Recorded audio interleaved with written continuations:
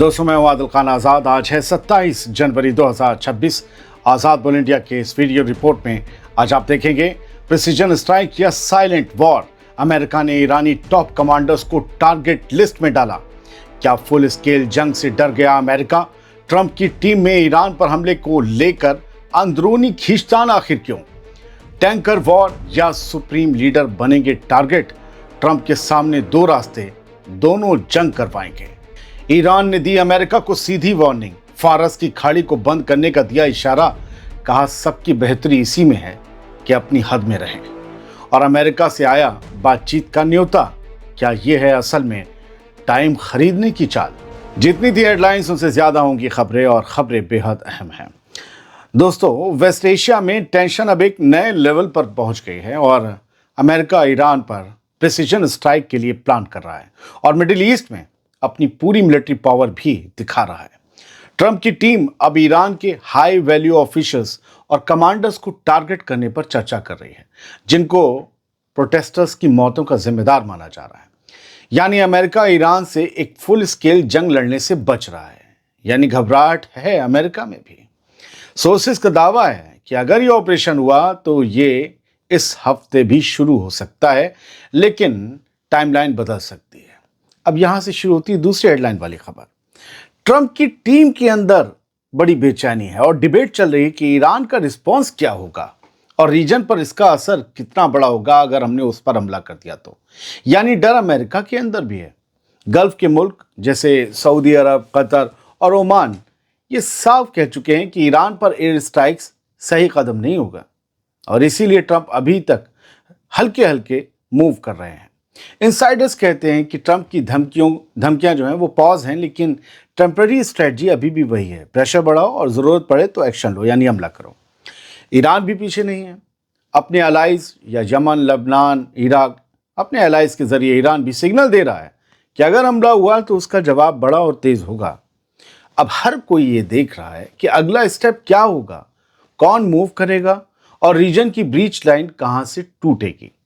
दोस्तों, ये सिर्फ एक टेंशन नहीं बल्कि मिडिल ईस्ट में बड़े गेम का लाइव सीन है और हर प्लेयर अब अपनी स्ट्रेटजी टाइट कर चुका है। दूसरी खबर सुनिए। अमेरिका में डोनाल्ड ट्रंप के आसपास अब दो बेहद खतरनाक ऑप्शंस पर खुली चर्चा चल रही है। पहला ऑप्शन ये कि ईरान के खिलाफ टैंकर वॉर शुरू की जाए और समंदर में नेवल ब्लॉकेड यानी नेवी के जरिए ब्लॉकेड लगाकर उसकी तेल सप्लाई को जाम कर दिया जाए। इकोनॉमी धड़ाम हो जाएगी। दूसरा ऑप्शन इससे भी ज्यादा संगीन और खतरनाक है। यह है सीधे ईरानी लीडरशिप यानी सुप्रीम लीडर को निशाना बनाने का ऑप्शन। एक्सपर्ट्स का कहना है कि दोनों ही रास्ते सीधे एक ऑल आउट जंग की तरफ ले जाते हैं, जहां से पीछे हटने की कोई गुंजाइश नहीं बचेगी। सवाल यह है कि ट्रंप प्रेशर बनाना चाहते हैं या आग में घी डालने का मन बना चुके हैं। चाहे वो ईरान को भूखे मारने के लिए, इकोनॉमी को उसकी तोड़ने के लिए और तोड़ने के लिए चारों तरफ से घेराबंदी कर दें, या सुप्रीम लीडर को निशाना बना दें। नतीजे तो दोनों ही सूरत पे खतरनाक होंगे। और जिसके पास फिर कोई ऑप्शन नहीं होता है, फिर उसके पास हर ऑप्शन होता है, और उस हर ऑप्शन में सिर्फ एक ही नारा आता है, तबाही। बढ़ते हैं आगे। दोस्तों, ईरान ने अमेरिका और डोनाल्ड ट्रंप को साफ वार्निंग दे दी है।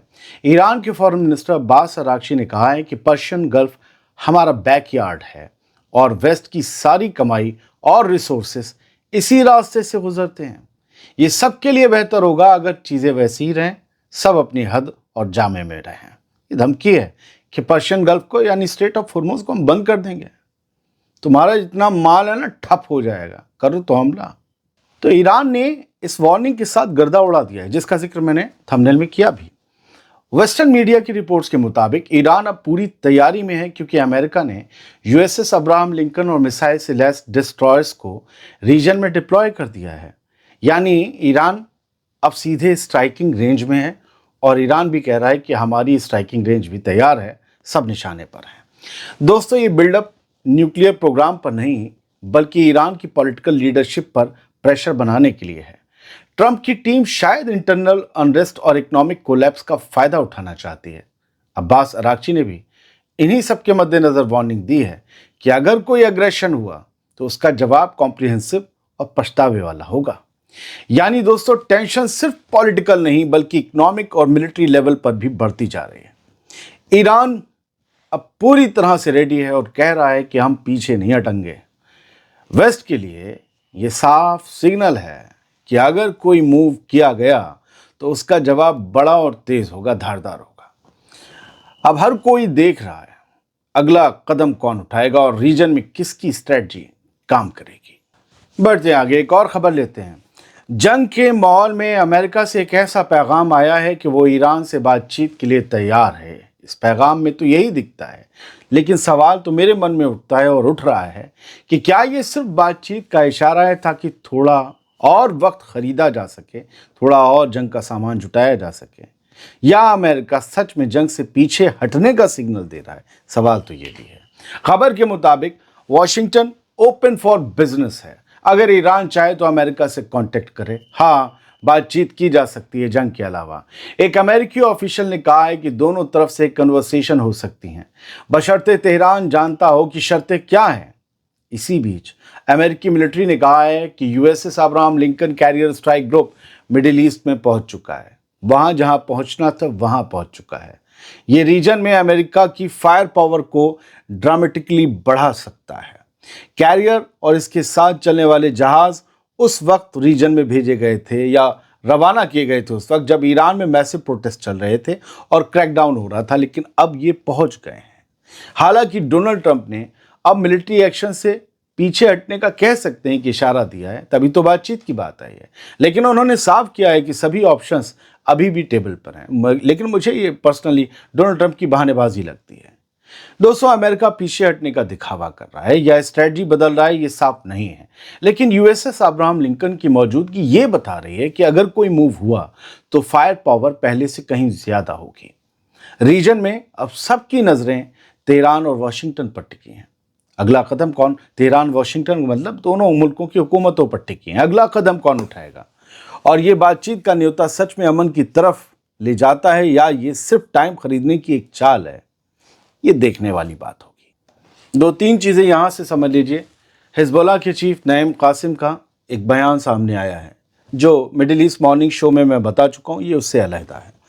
नईम कासिम जो हिजबुल्लाह के सेक्रेटरी जनरल हैं, उन्होंने कहा है कि जब डोनाल्ड ट्रंप ईरान के सुप्रीम लीडर आयतुल्लाह खामनेई के कत्ल की धमकी देते हैं तो वो समझ लीजिए कि करोड़ों लोगों को एक साथ धमकी दे रहे हैं। ये ऐसी चीज़, ऐसी बात, ऐसी धमकी नहीं है जिसे इग्नोर किया जा सके और हम इग्नोर करेंगे भी नहीं। It is our collective responsibility to confront this threat. इस खतरे से हमें मुश्तरका तौर पर एक साथ आकर निपटना होगा और खुदा ना करे कोई असैसिनेशन, कोई कत्ल होता है जिनको वो धमकी दे रहे हैं खामनेई साहब का, तो ये पूरे रीजन और पूरे दुनिया की स्टेबिलिटी का कत्ल होगा। यानी फिर पूरी दुनिया और पूरा रीजन एक बड़ा तमाशा देखेगा।